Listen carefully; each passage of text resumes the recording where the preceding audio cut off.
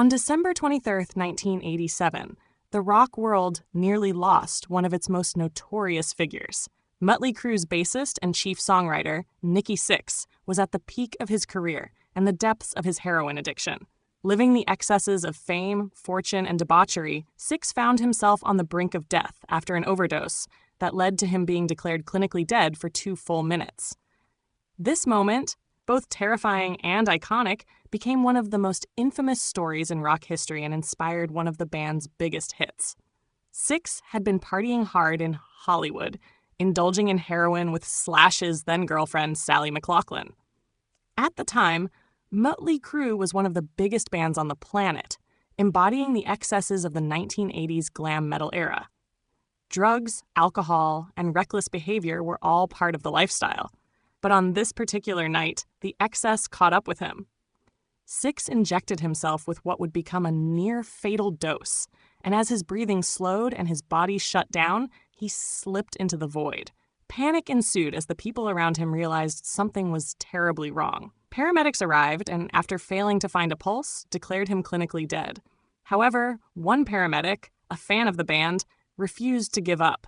Using a shot of adrenaline straight to Sixx's heart, an act straight out of Pulp Fiction before Pulp Fiction even existed, they managed to restart his heartbeat. Against all odds, he gasped back to life, confused, disoriented, but miraculously still breathing.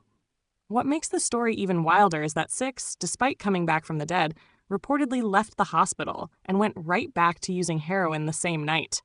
His near-death experience wasn't enough to immediately shake his addiction, but it would become a pivotal turning point in his life. The overdose was the wake-up call he needed, and within a few years, he found his way to sobriety.